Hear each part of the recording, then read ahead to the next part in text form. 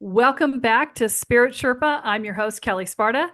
Josh Radawan is still on walkabout. So I am here doing my interviews this week, just like we did last time.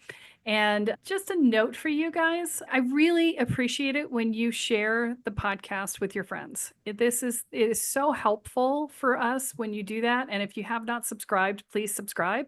I'm also going to mention that if you're not on the mailing list, you're missing out on some stuff because I announced last week that I'm doing the free classes for people who are part of the 100,000 people who are here to uplevel the planet.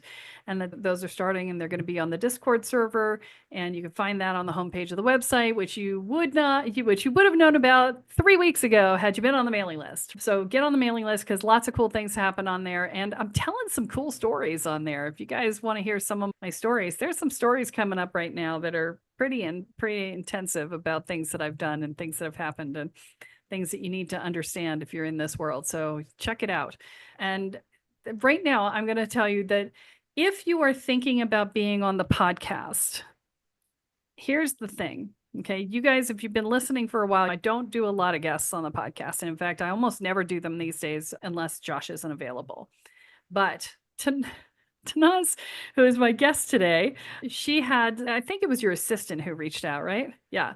So she reached out. So the first thing I'm going to say, if you're going to try and get on somebody's podcast, please, for the love of all that's holy in the world, please start your email with, I want to be on your podcast. Okay. Do not start with, oh, here's all the amazing things about this person, because I don't know what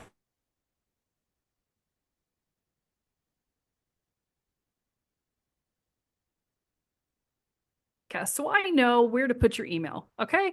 So that's number one. Number two, here's the thing. I don't pick my podcast guests based on credentials. I pick them based on energy. And Tanaz had this experience of me. I literally just go, nope, nope. I get 20 or 30 of these a week. There's not enough time for me to go through everything in depth, right? So I'm literally checking on the energetic, and the energetic was just like, whoomph, yes, I want to have her on the show. I didn't know why, but I was like, yeah. And then when I started seeing what it was that she was talking about with relationships, which you guys are going to be super excited about this episode, it's all about relationships. And I'm so excited to talk with Tanaz about this. But that was like so something that we have not covered in depth here. We had one episode on it and maybe a couple of others along the way in 7 years of podcasting. And I'm like, oh, this would be perfect. Put good energy into your requests when you put out podcast requests to get on anybody's show. Okay. Especially on mine. Okay. Without further ado, Tanaz, I'm going to invite you because I forgot to get your last name, and that's my bad. So I'm going to ask you to share that. And she is a relationship coach and a psychotherapist out of Canada. And she's got some really cool stuff to say about relationships. And so we're going to have that conversation. So please introduce yourself and tell people where they can find you. Definitely. I'm so excited to be on, Kelly. Thank you for having me. Thank you for tapping and like feeling aligned with that energy.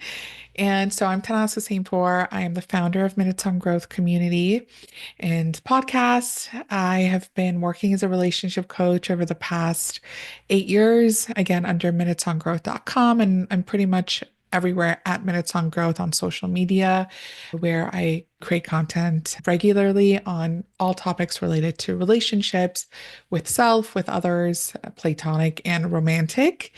And yeah, so a little bit about me. My background was in law, dispute resolution, family mediation, more on the reactive side of relationships. It didn't feel energetically aligned with me. My soul didn't feel at ease. After 7 years of studying, I decided this isn't right for me. And I just sat in the discomfort of not knowing what to do. And as a perfectionist, that was extremely hard for me. But I trusted that when I was ready, the answer would come. And I was hosting a book club during that time that I was living in Dubai. And one of the girls said, "Have you heard about being a coach?" And I said, "I have absolutely no idea what that means, but let me go on Instagram and type in coach." And so then went for my certification. And then 3 years ago, I decided I wanted to support my clients in a bigger capacity. So I went back to school for my master's in counseling psychotherapy. And here I am today. You haven't done much with your life. You remind me so much of my friend Caroline right now because she is also an attorney who wanted to be a therapist and has been working in mediation. And it's just, you're just like screaming all about her life at me right now. That's awesome. And I just, in case people didn't hear you because you talk really fast, minutesongrowth.com is where you can find her if you're not watching the video where it's on the screen. So that's super convenient. And so that'll also be in the show notes. And so we're going to talk about relationships today. So my I'm just going to tap in and feel into the audience for a minute and see what the question is that they most want to hear from you right now. Okay, so what they're asking about a conflict resolution in romantic relationships. It's okay. Things are getting tough in the world, things are getting stressful. People are on edge all over the place, right? Anytime you go out, there's a chance somebody's going to go off on you, right? When you come home to your partner, I know that one of the common things that happened in my first relationship was that we would just assume that the other person could take on all of the dump of what we had from the day. And that's not always the case. How do you recommend that people navigate the stress of what's going on in the world right now in their relationships, in their romantic relationship with their primary partner? I love that question. I think what is important to lay as the foundation of every healthy relationship is understanding the concept of nervous system regulation. And it really is the foundation of your relationship with yourself, with others, with your coworkers. And what that means is understanding how our bodies work, understanding our window of tolerance, how much we can take before, quote unquote, we snap, how grounded we can feel throughout the day, and how we can prepare our bodies for these external stressors. And so, if we're not being intentional with our own nervous system regulation and with our own self regulation, whether it's through taking intentional pauses throughout the day for slow, deep breaths, most of us are doing fast, shallow breaths, and we aren't allowing this oxygen to fully come in. So, if we're not taking these intentional pauses, if we're not pausing to just say, let me be here in the now, not running to do the next thing, not our mind and our soul being in the future, but being here in the now, mindfulness practices. So, something as simple as even if you're washing the dishes, taking the moment to feel the water on your hands, the sound of the water pouring. So, being intentional, if we don't take these small, micro, simple steps, we are going to be in an internal dysregulated state, and outside stressors are going to impact us more. So, when it comes to stressors, we have self regulation and co regulation. Self regulation, I'm regulating myself, and I can give you a list of very simple but practical steps and tools and tips. I actually have a free ebook, 11 Tools for Nervous System Regulation, on my website. So, highly recommend downloading it, going through it. But just to give you some idea, humming, singing, shaking, dancing, breathing, cold therapy, rubbing ice cubes on your wrist, on the back of your neck, doing the letter R with your tongue. So anything that activates the vagus nerve, which is the nerve from the brain to the body, that is one part of it. And the second part is co-regulation. So exactly what you mentioned, like coming home and telling your partner, I've had a really stressful day. Do you have the capacity to sit with me and to ground me? And so sometimes one partner will have more capacity for it. So some days I'll come home and I'm dysregulated, my partner's regulated. Great. He can pull me into regulation. But what happens if we both come home and we're both dysregulated? And that's when we lean into self regulation. So, knowing the self regulation tools really helpful. And then also having that honest conversation with your partner and having that system in place of, okay, when I'm feeling this way, I'm going to come to you. If you have it, great, pull me in. If you don't, I love you, but I'm also feeling really dysregulated right now. I think this is something you need to do on your own. So really communicating that with one another. Yeah, my husband and I do a lot of that. We work together at home, and there's often issues around that. And we've got a puppy, and he's had back pain, and there's just been a lot going on. And I look at him and go, "Hey, you got bandwidth to talk to me?" And he'll be like, "No," or "this much." And so recently, I went to a there was a estate sale, and people were lined up out the door. I hate crowds, hate them. People were lined up out the door to buy all this stuff, and I had stuff I wanted to get. And we went in, and it was hot, and it was crowded, and there was like everybody was standing around, and I was fine for about 10 minutes. And I got what I needed, and I was ready to check out, and Jeff was still looking. And I'm like, he loves to shop. I'm like, get in, get out, get gone. And he is a meanderer shopper. And I just looked at him and I'm like, I'm leaving this stuff here and I'm leaving. And you will meet me outside where I can be cool and not surrounded by people. And he's like, no problem. I got it. I'll check out. And that was fine because we understand each other. Right. So these are ways that my first marriage was not like that. Mhm. I learned the hard way how to do it well. So, what's the next question that people have here? So, what is the thing that you see most often in your practice With conflict? with conflict or with what people are at? What's the thing that people ask most about or need most often in your practice? Okay, so something I just wanted to add with your beautiful share is the importance of expressing our needs and not assuming the other person is a mind reader. And I think there's a lot of relationship myths out there that have been perpetuated by social media content. And that is that my partner should just know. And no one is a mind reader, no one can tell. It is I am a mind reader and I couldn't tell with my ex-husband. Okay. So let's just go there. Yeah. so really becoming comfortable expressing ourselves. Like, I need this to feel this. And people born in the same family, siblings are so different from one another, let alone people raised in completely different households. So what you expect as the standard is going to be very different than someone else's. Same way the way people fight is going to be different. If I was raised in a family where my parents would bang the door and walk out, I'm going to have a much more avoidant tendency to conflict versus someone who was raised in a household that, let's say, there was a lot of screaming and a lot of cursing. And so either whatever we go through, there's two outcomes. Either we model that exact same behavior or we model the complete opposite as a protective mechanism. So the whole point of this is to say that we are not all the same. We've all had different experiences in our childhood, and therefore we're going to show up differently in a relationship. This doesn't mean our partner doesn't love us. It doesn't mean our partner doesn't care. It is our responsibility to express our needs and to talk about issues. So when couples come to me, what I see often is a misalignment in how they see love. So here love languages comes in. You want to speak to your partner in their love language, not your own. We want to love people how they want to be loved, not how we want to show love. And so that can be a reciprocal effort from both partners. That's one of the things. The second is we're not taught how to fight fair.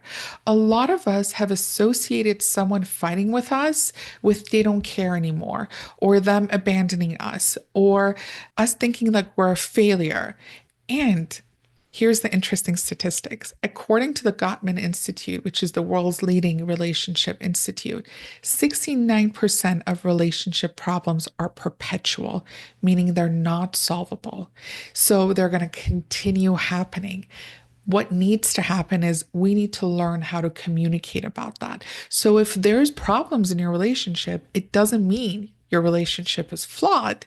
It just means that we need to gain better skills at talking about these differences and learning to create space where respect can coexist and both our perspectives can coexist. So I'm listening to you to understand, not to reply. And we're not in a courtroom where we're lawyering up. I see this often of, no, actually it's 7:04. You texted me this, so you meant this, and like pulling out receipts.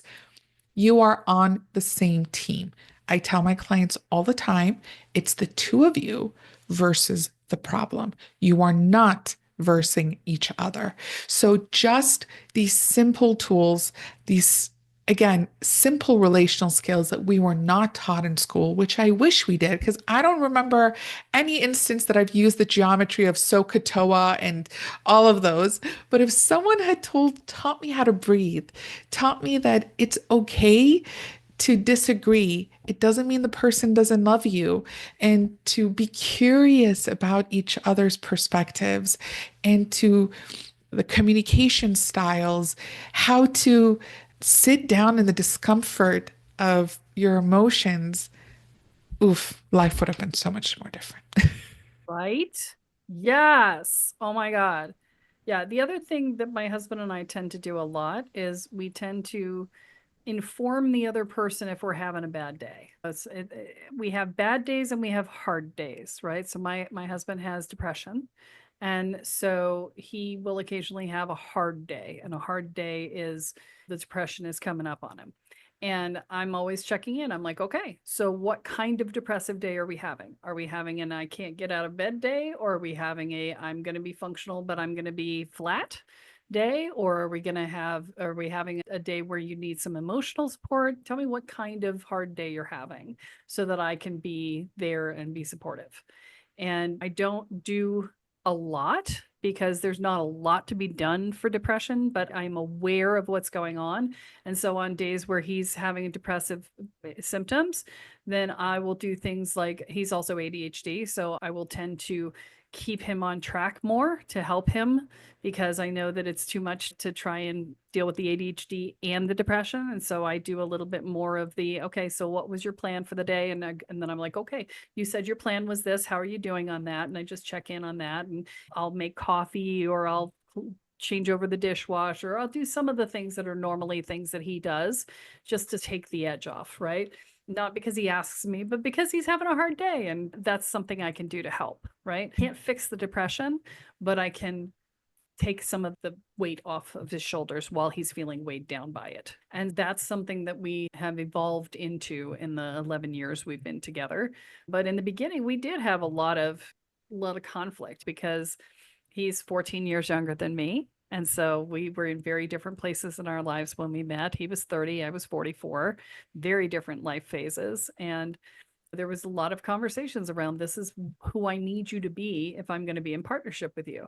And you don't have to be that person, but this is the person that I want to be with. Right. And so you can choose to step into that role or not, but this is what I'm looking for in a partner. And so it wasn't me saying you have to change. It was no, if you don't want to be here, that's your call. And that I will tell you that for me, that was actually one of the things that made a difference was I stopped being attached to the partner that I was with being the partner that I wanted. And it's like I stopped trying to make them into the person I wanted them to be. And I started being with, this. At first, I was just with who they were. And then I was like, wait a minute, I'm not getting what I need. And then I was like, okay, this is who I need in my life. You can step into that or not as you choose. I admit that there are 8 billion people on the planet, and therefore I can find somebody else if it's not going to be you. And that's fine. Right. That was a balancing point too. Yeah. I love So anyway. that. I love that. It's actually when you tell someone what you need to feel a certain way, it's an invitation for them to choose to step up and to step in, right? And Right. so that's actually one of the tools of communication. Is it a complaint? Is it criticism? Is it a complaint or is it an invitation? Criticism is you are so lazy, you are so disorganized, you are so selfish, versus I need punctuality to feel safe. I need this to feel this. So it's actually a formula of I need X to feel Y. I feel X when Y happens. Going forward, I need Z. So I feel flustered and stressed out when I come home and the dishes are unwashed. I need us to figure out a cleaning schedule for us. So when you tell the person why that need is important, it makes the world of a difference versus pushing them into it or criticizing them. And now the problem is no longer the problem is a character flaw. Yeah, and he and I both do that for each other in some way. He's generally he's a chef, so he's the person who does all the cooking in the house. And so periodically I'll look at him and say, "Do you need help with planning the meal plan for the week?" Because that's the hard part for him, right? He can cook until the cows come home, but figuring out what to cook, that's the hard part. And he's, "I would really like that. Thank you." And I will do that for him. Or he'll look at me and be like, "Are you taking care of my honey?" Because I'll sit and work for hours. He's like, "When was the last time you moved?" And I'm like, "Oh, I got into the computer. Yeah, I need to get up and move." And then he takes care of me in that way. He's, "Are you taking care of yourself? Have you been?" And he'll just fill my water or take care of whatever it is that I need taken care of. And they're little things, right? So I Mhm. think I read John Gottman's book on the four horses of the apocalypse, which is amazing, right? It's so Yes. good. It's like the entirety of my first marriage. But anyway, the he has this thing about bids for affection. And I love that because it's all about somebody reaches out to get attention. And so we have tiny little things that we do. We have a nighttime ritual that we do before we go to sleep, right? We have little things that we do that there are certain responses expected, right? And so when you are engaging with your partner and they engage back, that is a connection point. Yes. And I can't remember it was something like you had to have a lot of them in the day. Do you remember what Yes. that was? Yes. So actually, people who over 70% of the time respond to that bits of connections have a higher chance of staying married. But just to build on what you were saying, a bid for connection is, let's say, "Oh my God, look at the clouds," and our partner's on the phone. Three responses. Either they're going to turn away, or they're going to ignore, or they're going to lean in. So they might respond, "Do you not see I'm on the phone? I'm busy." So they're rejecting it. Or they'll continue to text. So that means they're just like ignoring it. Or they'll put the phone away and be like, "Oh, yeah, those are beautiful clouds." And then they can go back on their phone. But in that moment, that bid for connection is a successful bid. And I love you mentioned that. And you mentioned rituals, which again, so much research is being done on couples who have rituals have a higher chance of relationship success. Something as simple as maybe we have our morning coffee together, or maybe we have a check-in phone call during lunchtime of, "Hey, just thinking about you." Or on the week, we plan, our trips, how we celebrate birthdays and anniversaries. And something as simple as, like for me and my partner, it's our ritual of dinner, which is like our tech-free time, and then washing the dishes. I love to wash dishes.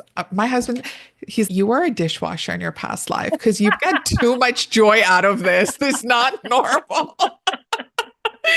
But that's our ritual. And then he'll clean up the kitchen, I'll wash the dishes. So something as simple as that can really strengthen the relationship. And we need one, we like the number of positive interactions.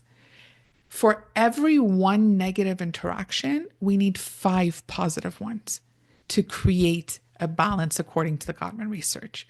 So like when there's one rupture, we need to be intentional with five moments of connection for it to feel balanced. You know what's interesting is that my husband and I don't disagree on a lot. We mesh really well, but on the rare occasion that we are like at odds, we don't actually fight. We will be like, if somebody hurt the other person's feelings, we'll be like, "Yeah, I didn't appreciate that." And then the other person's, "Oh my God, I'm sorry." If they didn't say I was sorry before I started, before they did the response, right? Because typically we know when we hurt the other person's feelings. It's not hard to figure out. But the thing that we do is once we've resolved whatever the conflict is, we look at each other and we go, "How good we are at this," right? Like, and this is why we're together is because of this right here. This is what makes it good, right? It's like we cement the end of the disagreement as the reason why we're together. It's this really interesting dynamic that happens. Definitely from conflict to connection, right? When you look at conflict through the lens of an opportunity for connection, now I understand you better. Oh, we're constantly changing and evolving. I am not the same person I was a week ago. And so my partner wasn't the same person he was a week ago. And so during this week, some things can change. Something that might have bothered him in the past isn't bothering him now, vice versa. So being curious, like if that person comes to us and says, I felt X, okay, great. That is a window for me to know you better and to it's an insight into your internal world. What a blessing. We can use that for connection. Now I know you deeper. So, exactly as you said, you've turned conflict into deeper connection. And what a blessing that is. Yeah, it's fascinating. So, one of the things that I've noticed over my lifetime is that when people get married,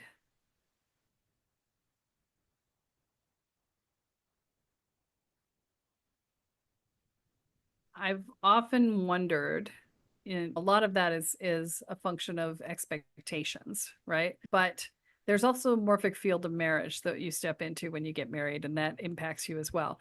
If you were to give advice to people who were going to get married, what would you give them as advice? A few things. One is money. I think money is one of those big ones to sit down and have conversations around it. Have conversations around your money beliefs and your money expectations. It's really important because the way our money stories are so different. And I remember, and I'll share a story of my own relationship. It was Christmas, and I love Christmas, and I love buying gifts, and gift giving is one of my favorite love languages. And it was my first Christmas with my partner, and he walked in with this beautiful bouquet of flowers, these like forever roses, and it was like a couple of hundred of dollars. And I just looked at him and I was like, "Where's my gift?" And he said, "That is your gift." I was like, "No, I only want gold for Christmas." I'm Persian, so gold is like an expectation. And like he could have bought me these earrings for like $100, 1/5 of the price of the flower bouquet that he got. But it was an unspoken expectation that I had around money. And it was because I was raised in a family where for Christmas or for Persian New Year, we would give like gold coins or like small, and I love like dainty stuff. So again, it was just like, it wasn't the value of it, but it was just an expectation that I had. And so that became a window of opportunity for us to sit down and be like, what are our expectations around money, around gift giving, around spending, around saving? And so different. We had such different responses. And that's the beauty of a relationship. You get to see the world through someone else's lens and understanding what is a non-negotiable for you. What are you flexible with? Where can we compromise? Money is not only about the amount of money you're bringing in, but also the mindset around certain expectations and also non-monetary expectations. And I think that's a really important one in marriage too, of who's handling what chores, what is each other's responsibilities, how much value does that responsibility have? So sometimes people undervalue being a caretaker of the house or raising the kids as a stay-at-home mom. And so can we see it? Can we see the value that everyone is bringing to the dynamic? Respect that, honor that, have clear communication around that. So I would say monetary and non-monetary expectations and contributions should be thoroughly discussed. And then also something that I love is, and this is super practical, create a sign language or a word that suggests to the other person that we need to take a break from this conversation. Things are getting heated. And because once we're heated, we can't really say time out or pause or break because it's too much. So sometimes I'll have people like show a T with their hands, but it's so important to know your limit of right now. I am feeling too heated for this conversation. I'm going to show this sign. We will take a break and we will come back to it when we're both feeling regulated. And so sometimes, if a conversation is very triggering for my partner and I, we might take 10 timeouts until we can get through it. And that's okay. There's no rush. Where are we going? We're stuck under the same roof. So we'll keep going. We'll keep self regulating. Come back. Let's try this conversation again. Don't try to fix everything all at once. One argument at a time and take as many pauses as you can. Yeah. Yeah, great advice. And one of the things you mentioned, stay-at-home parent, and up until very recently, when Jeff has expressed an interest in learning how to do things in my business, he was a house husband. We don't Mhm. have any kids, but he was taking care of the house. And for him, that it's a happy place for him. It's exactly what he wanted to be doing. He loved it, but he also had issues around feeling like he wasn't contributing.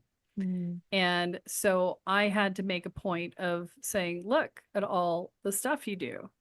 Look at you're doing 3 a day, you're doing laundry, you're doing shopping, you're doing it's just like bang, all of this stuff. And you're building stuff in the yard and you're taking care of the new puppy and all of this stuff. And it's oh my God. And so I would look at him because he would not give himself credit for the fact that he had worked so hard that Mhm. he was exhausted. He would keep trying to push through because he was a chef, and in kitchens you push through, that's it, you can't stop in the middle of a 300-person service. And would have to look at him and say, look, you've done a lot, how about you be done for the day? That would be good because I'm tired watching you. And he's oh okay. That's one of the things that we've had to deal with because thankfully he doesn't have the macho I've got to be the breadwinner thing, but he does have the I'm used to overworking thing Mhm. and not finding the value. And that was something I was really concerned about when he stepped into that role as house husband, because Mhm.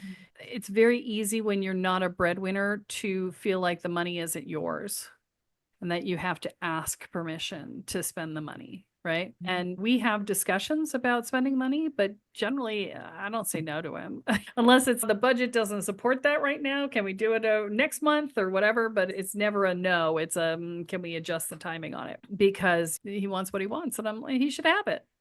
Why?